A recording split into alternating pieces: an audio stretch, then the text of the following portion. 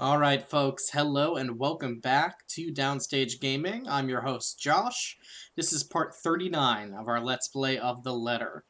When we last left off, Ash had headed home after their sort of heist in BRC with Isabella. We stayed over at Isabella's that night. And then Ashton spent the morning really kind of freaked out, worried, and perhaps with good reason, about his friends Zach and Becca. And then after another sort of heartwarming moment with Isabella, we've gotten this phone call here. Unrelated frustrations aside, once I step out of the room and accept the call, the stone that has been stuck in my stomach simultaneously lodges itself up my throat. The person on the other side of the line isn't who I'm expecting. Right, Eli's right? It's Officer Renz over at the precinct. Oh, it's also not who I was expecting. I knew the unknown thing was a little weird, but I thought maybe that was some phone hacking going on again. You know, you bring me donuts to keep an eye out for you and shit. Oh, yeah, right. Renz, what's up? Pay you a dozen donuts to just sort of give me the 411. You've, never called me through this line before. Is this something urgent? Yeah, kinda. Something came up this morning. You know the big guy? Your, buddy? Oh, no. Oh, no. Big guy. Around 6 feet tall. Zach? I don't feel too good about this. Yeah, him. Zachary Steele, I think. What about him? He's been detained and Also dead. Wait, what? What do you mean he's been detained? they brought him in this morning. That's not what I asked. What are the charges? I don't know. Not my division. I'm not really supposed to be on the phone right now, but I thought you want to know. Anyway, I gotta go. If you want to see him, just drop by. Not sure how that'll work, though.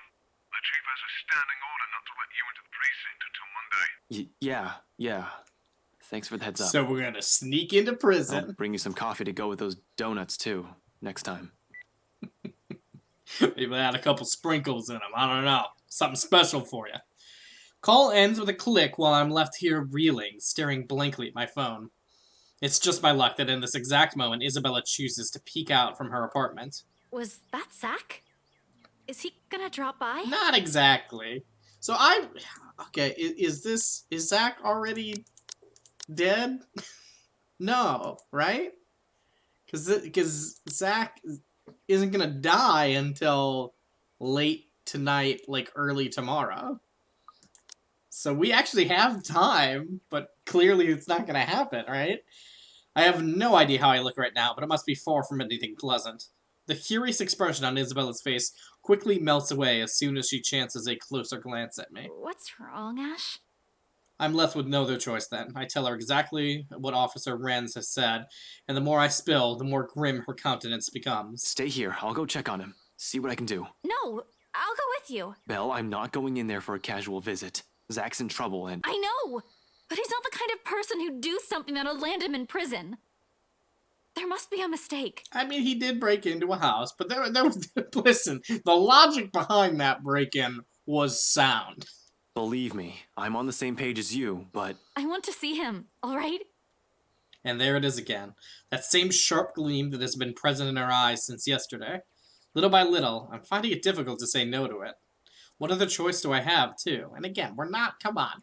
You're not splitting up at this point. Still no word on Rebecca, and Zach. Isabella probably doesn't want to be the one who ends up waiting for the news. I know exactly how that feels, so in the end, a nod's the simplest response I can give. Just let me turn off everything. I'll be out in a few. Quickly, she disappears behind the door. From inside, the sound of her foot shuffling, a few locks clicking shut, and a television being turned off drifts out the hallway. Her whole business inside takes only a few minutes, and within 5, we're both on our way to LPD. Very curious how this is going to go, then. At least we know where Zach is now. That explains why he's not answering his phone. But what the hell did you do, Zach? He said he had a plan that might help, but if I got him into enough trouble to get himself in a cell, I don't think I like that plan of his. And hell yeah, I'm mad. I'm absolutely furious. It's just as Isabella said. I doubt Zach will get himself arrested because of an actual crime. But whatever stupid stunt he pulled to get there isn't any better. The only good thing today so far is the fact that the streets are nearly empty so early on a Sunday morning.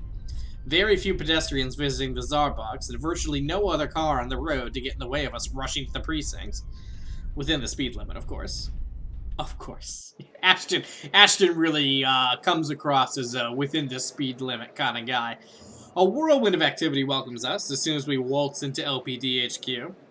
Fellow officers running here and there, pushing around paperwork and answering calls.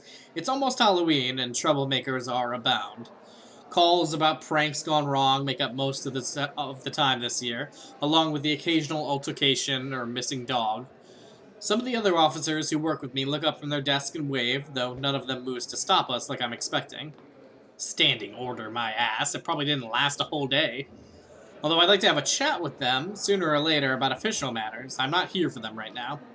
Of course, it never hurts to see what they have for me, and the best person to ask for details of this precinct is the guy behind the booking window. He glances up at me once I approach, then immediately returns to his task, indifferent. Not that I need his full attention. As long as he talks, I'm good. Next to me, Isabella stands wordlessly, clearly uncomfortable, waiting in anticipation for how close she's sticking to me. But that's probably because she's been the same position so many times in her life. Her drunken brother, the eldest, a repeat offender. Mostly minor cases, but she had to be the one to bail him out every time, from what I've gathered. I can't imagine what's going on inside her head now that it happened to a close friend. Hearing the way these guys talk about it must be worse. Hey, I heard there's a new guy in the holding cells. Not many here know Zach, and if they've seen him, they don't pay too much attention. Try to keep my work and personal life as far away from each other as I possibly can. Each one of them is quick to chat, gossip, be the one to talk about the new detainee, and have everyone's attention. News flies fast, huh? They just brought him in this morning. Any info on him? Got his ass handed by some rich bloke's bodyguard. Or butler. Whatever. When we got to the scene, he's already been strung up and ready for pickup. Hard to imagine how a guy like him could have been taken down. But the butler has this creepy air to him. I'd rather not ask. You're telling me. There's something going on with the butler. Feel sorry for the bloke. He could have fought back. That's because Zach wouldn't hurt a fly. Alright, Isabel, you're not helping. All said under her breath, but her grip on her bag grows rigid. Unlike me, she's not frustrated at Zach. That ire is directed at the person who put our friend in this predicament. It's true, though. Zach's not that kind of person, and knowing he might be in a bad state, whatever little anger I've built for him on the way here dissolves into thin air. Has he been booked yet? No, still sleeping. Creepy butler probably hit him hard. Which is a good thing. If they slip up and forget, we get him a writ of habeas corpus, and take him out of there, depending on what he's actually being charged with. But at the same time, it's bad. How long is he going to be unconscious? Your friend was caught on right property, and you better believe I'm not happy about this. Not one bit. Okay, you're going to put two and two together here in a way that isn't true, Lee. I want to say that there must be some sort of misunderstanding. Zach isn't the type to do such a thing, unless it was his plan all along. In that case, I couldn't just charge blindly into this without all the details, no matter how much I want to believe my friend's innocence. And Wright? Luke Wright? What on earth was Zach thinking? In any case, it doesn't look like Chief is happy, even if I don't protest and give him a salute. Not pleased at all with the fact that he grabs me and pulls me aside is any indication. If I were to describe his expression, he looks ready to kill me. I swear, Frey, if you're behind this, if you told Steele to sort the rights because you were taken off the case, I'll...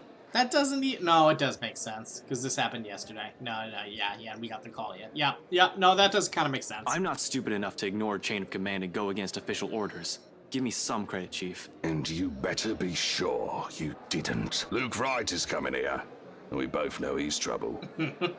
We all know what kind of douche that guy is. I'd consider your friend lucky if he only gets charges put against him.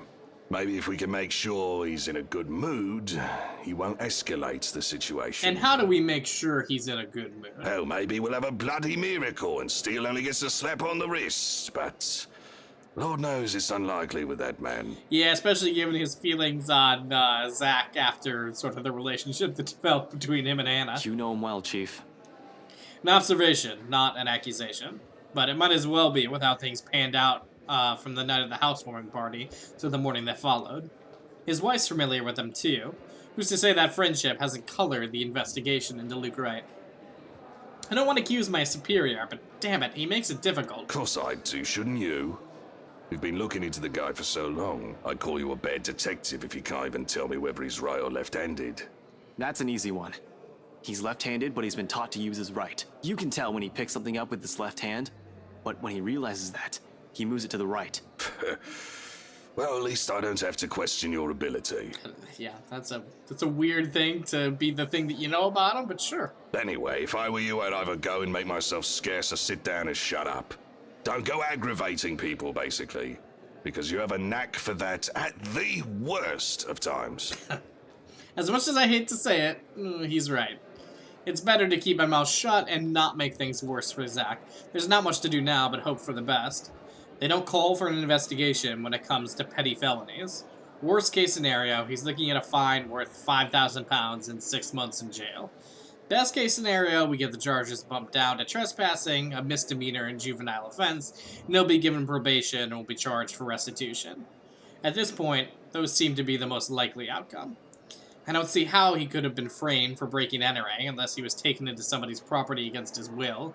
Even in my head, that sounds unlikely. I don't know what you're talking about, sir. I think I'm a delight to be around. Tell that to my blood pressure pills. Anyway, let me handle him, alright? I mean, listen, Ashton's not great, but if you're, dinking around with the rights, I think they're quite a bit more to handle. Right, ooh, right on cue. The moment Chief says that, you know who arrives. And like the arrogant show-off that he is, he makes sure his arrival is well noticed by everyone within the immediate vicinity. Does a couple little, twirls, some jazz hands. Behind me, Isabella gasps. She has no idea how much of a trash his previous client is? Oh, yeah, okay. Now she's going to get a frontline view of it. The guy ignores the front desk even when Benjamin tries to greet him. He just blows past him, walks in all high and mighty as if he owns the place. Meanwhile, that creepy butler of his trails behind like a tame dog on its leash. Doesn't help either that the other officers stop whatever it is they're doing and stare. Whether it's out of suspicion, curiosity, or, judging by some of their starstruck looks, awe, and perhaps love. They should quit it, get back to work, and stop giving the man the attention he's obviously seeking. I'm here to report a crime. And it's that outfit, Lee. Whoops. Gonna trigger something. You fashion crime of the year. You're either reporting something or being put behind bars, you imbecile. I'm going to... Calm down, Ashton. No need to rile myself up. I need to calm down. Not for him, not for myself, but for Zach. It's already difficult holding back when his face looks like it could use a good right hook. Better just let the Chief handle him. Sure enough, he's the first to walk up to him, bearing a smile way too friendly for comfort. Looking at them like this makes me sick to my stomach. It's easy to know there's something up underneath the guise of keeping up appearances. I'll be happy to assist you with that, Mr. Wright. You'll have to issue your statements as victim and witness. We'll have to determine probable cause and properly file a criminal complaint. Of course, you understand. Oh, I understand, though I don't see why you can't file that thing yourself. I do love this stupid grin on his face. Huh? Is it so good for you, Master? The cause is obvious, isn't it? He was breaking into my home in order to pilfer my belongings. Well, we'll still need that police report. The prosecutor will be the one to determine what charges you can legally file against the accused. Reports and prosecutors. Why should we law-abiding citizens suffer through all that? All of this bureaucracy. Thugs like him should be kept off the streets. Oh. I mean, it's so obvious who these people are. You can practically spot them. Oh. Wait, hold up. Is this guy for real? Can he hear himself? He's not saying what he thinks he's saying, I hope. No, he's just being racist. No, you're Come right. here to our country, take advantage of our wealth and generosity. Take our while jobs. We proper Brits work hard and pay our taxes. That's right. Brits for All Brit. the while they break our laws and ruin our civilized community. Gosh. Trash like these should be kept contained. These uneducated... Please punch him, Now, Ash. Mr. Wright. I know you're upset about what happened, but perhaps we should move to my office. Where other people can't hear the terrible things you're saying. Of course. The sooner we can deal with the petty criminal, the better. I can't believe the audacity of this guy. Did he really think himself better just because he was born rich? I swear they should just ship these peasants back to where they came from. That is how most rich people are, Ash. They're Come all on. criminals. It can't be helped. It's in their genes. Despite myself, in spite of every restraint I placed on me, upon hearing those words, I can't help but open my mouth. Chief's warning be damned. This is my friend he's fucking shitting on. Okay, well, I'm not... I'm not gonna rush him. I will call him out. Like, this is stupid. This is warranted. Calling him out. Criminals, it's in their genes? Come here and say that to my face, you bastard! Ash, don't. I realized my mistake only after her whispered plea reached my ears. Isabella's fingers dig deep through the fabric of my jacket as she tries to hold me back. True, I shouldn't have put myself out in the spotlight like that. But this guy, this fucking guy... Oh, and who is this loud young man? He glances at me like I'm a flea, a pest. But it's more disgusting how fast his expression changes once he spots Isabella behind me. Recognition flashes in his eyes the moment his attention turns to her. I do recognize little Lily over there, though. Hello, long time no see. Is Pipsqueak your friend? Yes, sir. I'm sorry. He didn't... Don't apologize to him! He doesn't deserve it! I can't believe you're all just listening to his shit! You have to calm down, Ash. Should have kept my mouth shut. Frey, stand down! I'm so sorry, Mr. Wright. Luke, you have to excuse him. He's under a lot of stress. Just got removed from a case, and the man is an acquaintance, you see. But I'm not taking any of my words back, because he is an utter bastard. From the way he stares at Isabella to what he's done to Zack, it all reeks of the rot that is Luke fucking Wright.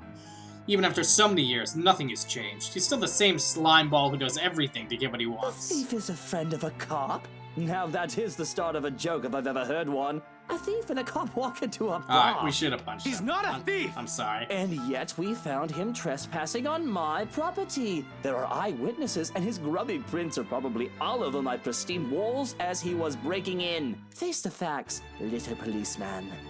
You've made the wrong sorts of friends. He's not a criminal! And that is the truth. But with the way everyone is looking at me right now, this must have been how Isabella felt when we won't believe her about the letter.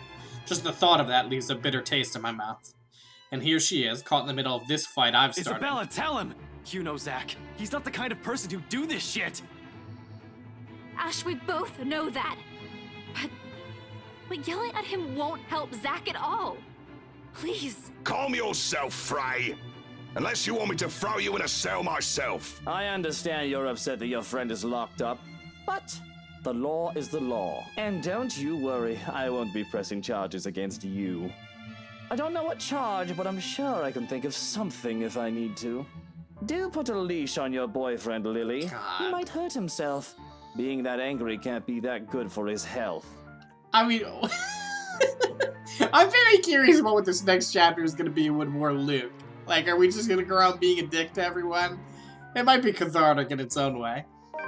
I'm livid. But I also have a picture. Let's take a look. Well, wait, what? Is this about to happen? I'm livid. Fist clenched and jaw tight. I'm nearly ready to just sock this guy good and make do on the promise of a right hook. My frustration about it all must have shown, because only now do I realize that aside from Isabella, the other officers have also jumped in to hold me back all this time. They don't even let go of me, not until I put a good distance away between me and the scumbag. And it's awkward going on from here. The precinct is quiet, the usual hustle and bustle of activity stayed. Everybody is making a concerted effort to shut their mouths about the whole scene. I wish they made the same effort to keep themselves from staring at me, though. They all want to talk about what just happened. But at the same time, they don't want to acknowledge that it did happen and refuse to even make eye contact with me. All of it changes in the next second, though. It doesn't even register to me until it has already occurred. Before I have the chance to leave, ready to march out the precinct, still angry and frustrated, all of a sudden, Isabella, who's been standing close to me not a second ago, grabs a half-full glass of water off one of the officers' tables and dumps the entirety of its content on Scumbag. Well, I don't know why the journal picture had to spoil this otherwise beautiful moment for me. And the expression on her? It's nothing short of seething. You bloody... It's been a pleasure doing business with you, sir. Now see, Isabella knows how to treat him. Isabella knows how to treat a douche. Afterwards, she slams the drinking glass down on the table with a loud thud. With the whole precinct this still, the sound it creates echoes thickly along the walls, almost deafening. In the face of her temper, nobody dares move. But she doesn't give me time to relish the disbelief in Wright's face. She marches toward me soon after, and before I can even say anything, she grabs me by the wrist and drags me out of the precinct. Honestly, I've never been so turned on. I mean, I've never seen something so satisfying in my life. I might as well be grinning from ear to ear if I weren't feeling so pissed at a lot of things right now. Still would have loved to sock the bastard myself. That probably would have been worse, though, so it's good. I think this was good for everyone involved. A few minutes later finds the two of us sitting in mutual silence inside my car. With the two of us in a mood, thanks to one specific scumbag, it's better to keep our own opinions to ourselves, lest we lash out at each other. Let it melt away on its own.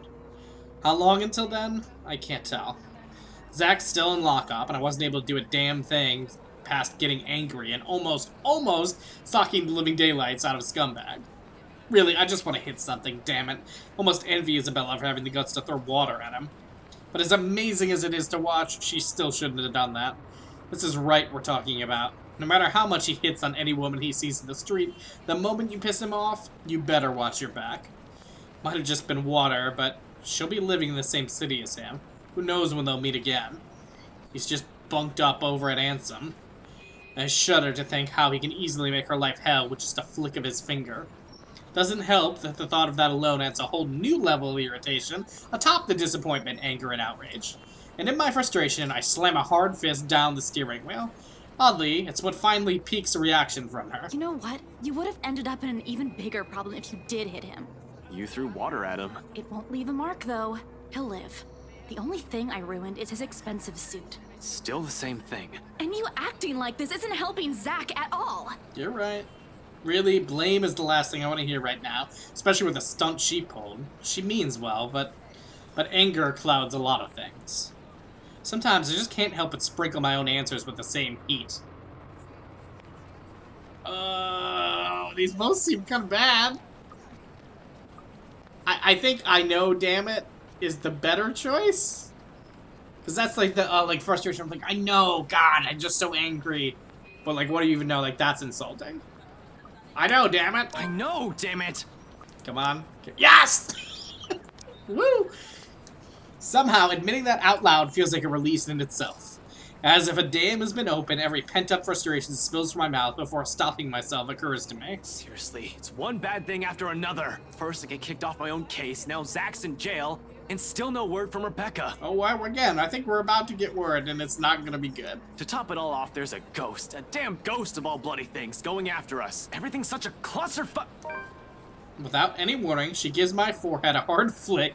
A sense of deja vu hits me. The pain is fleeting, but enough to stop my tirade. She appears completely unamused when I glance at her. There's no trace of anger in her eyes, though even lacks the sharpness Rebecca has when scolding someone. Hers are softer, but doesn't fail to nail the disappointed mother look. All at once, regret replaces the annoyance. You don't have to act so pissy all the time, you know? It's part of the personality, you know? When she's right, well, she's right about that at least. Not everything's gonna go your way. That's something you'll have to live with. Sometimes two of your friends die in the same day. You just basically have to grow up, you know? That's just how it is. Easy to say, but the moment everything goes south. Well, that's why we're here, right? It doesn't always have to be just you. You'll miss a lot of things in life, the good things, if you keep thinking like that. If my mama were here, you'd get a scolding.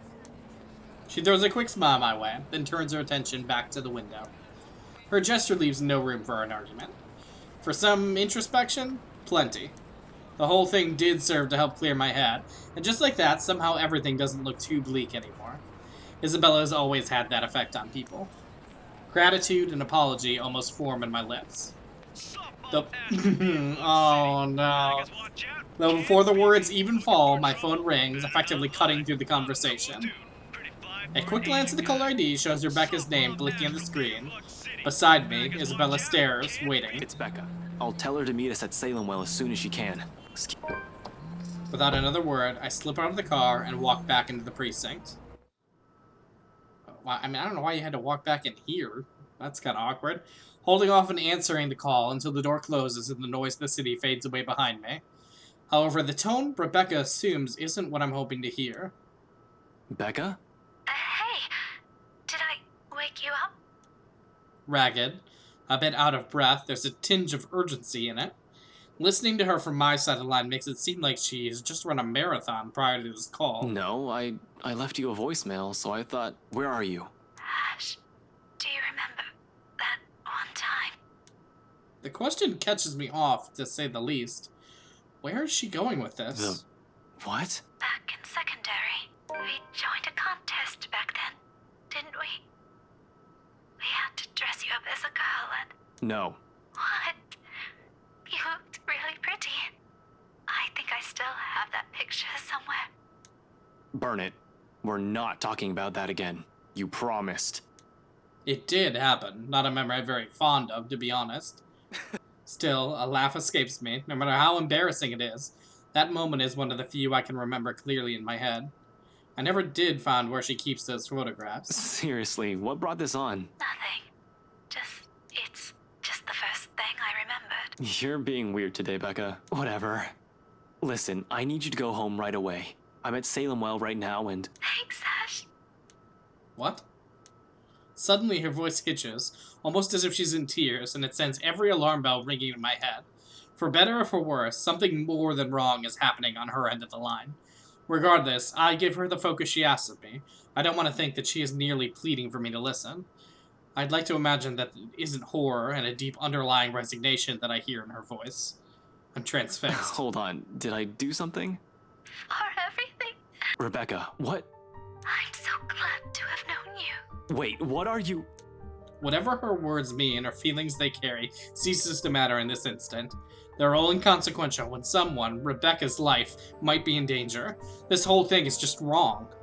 Wherever she is, something fucked up is going on, and I'm here listening to it right now, God helpless. damn it, Rebecca, where are you? A laughter, and then the line drops dead. Becca? Rebecca! Dread turns into terror, and the sudden pandemonium in the precinct comes rushing in all at once. Officers barking orders, the rapid tapping of foot against the floor, and people shouting for a dispatch. There's a split second where I'm torn between trying to figure out where Becca is and finding out what happened to inspire such chaos all of a sudden. See, Luxborn is peaceful as cities go. If there's any crime, it's usually low-key, in and out of the public eye as quickly as they come. Things are kept private and on a need-to-know basis, unless the media catches wind of a high-profile case, or if something really odd happens. Of course, there's gossip and people talk, but everybody minds their own business most of the time. So when commotion happens, and people are shouting for dispatch, you know there's trouble. It took only 2 words. 2 words broadcasting over every police radio all over the city, including the one on the front desk, to fire everything up. Jump her up. Yeah, this is what I was worried about. Jump her up. The emergency service unit is assembling, each one hoping that they'll be able to talk this one down. An ambulance will already have been placed on standby. The library isn't too far from the hospital. Regardless, it spurs something in my Copy gut. that. Can we get a 1020? A cold, hard feeling that tells me I should be there. Jumper was spotted on the rooftop of the city library. Need dispatch immediately. But my feet won't move. The phone on my hand creaks under the pressure of my grip, and my knuckles turn white. All of a sudden, my whole body's paralyzed with thoughts of what I might find there, as people around me rush towards the scene. It's only when something tugs at my arm that the haze bearing down on me lifts. Beside me, Isabella stands worried, eyes questioning, a concerned frown in her lips. I didn't even notice when she followed me. But whatever she has seen in my face must have forced her to. Ash, what's going on? The radio in your car's blasting some report about a jumper? Rebecca. Where is she? Did she say something? Is she coming to meet us? No, she's... Her hold on my arms tightens. Fear and panic flashes in her eyes while she looks at me with the same terror and dread swirling in the pit of my stomach. Did something happen to Becca, Ash? My own tongue has gone thick with a sickening, foreboding feeling.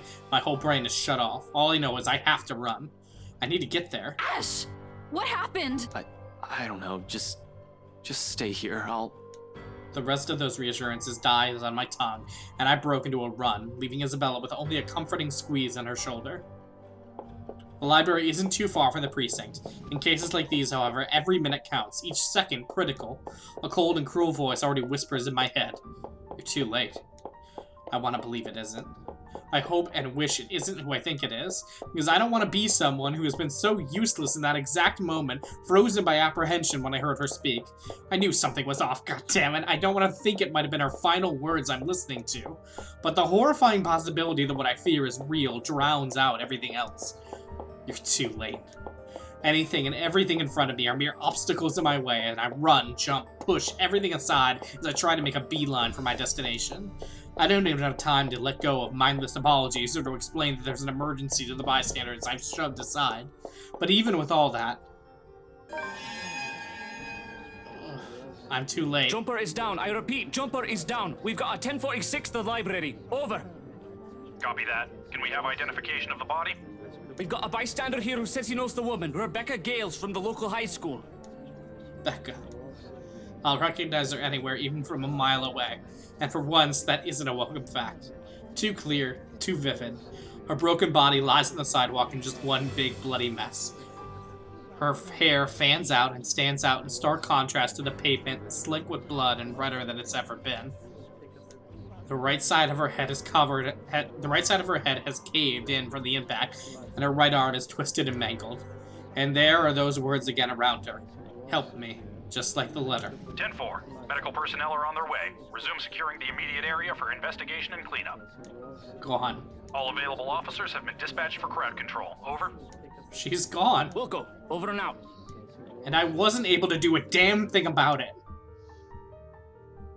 I'm sorry that we had to see something that horrifying.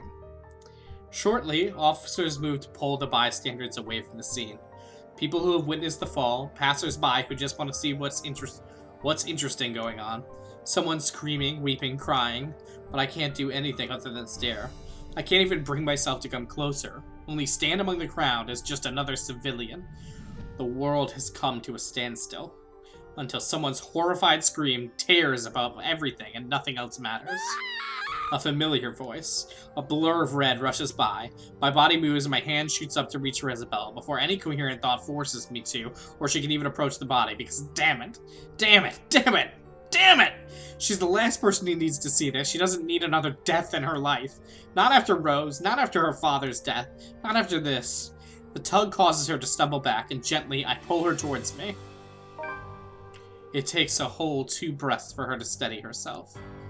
Shaking, she braces both her hands against my arms, gripping my jacket tightly, as if it's the only thing keeping her from breaking.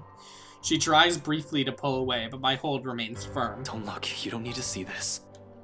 Though, even then, there's weakness to her movements, her breathing labored.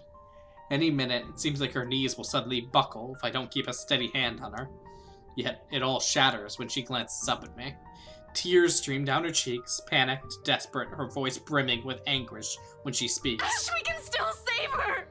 We need to! We need to! Belle, she's gone. Shh. No, Ash! Rebecca, she's here! She's still... We have to help her! There must be something! We can't just let her die like this! Weak as she is, she makes another attempt to break free. But my arm stays unyielding against her, and instead I draw her head closer, her face sinking into my shoulders as furious tears flow from her eyes. As the sound of her sobs alone, everything around us fades. Every sound, every movement becomes nothing but noise. No more. Even now, I can't do anything other than stare at the pool of blood on the pavement and hold on to Isabella like a lifeline, as she does with me.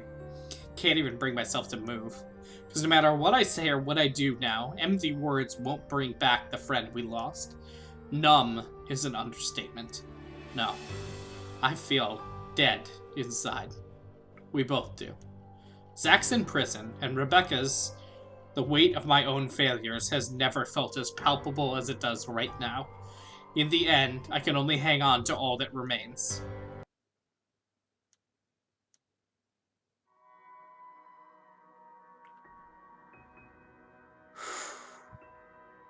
All right.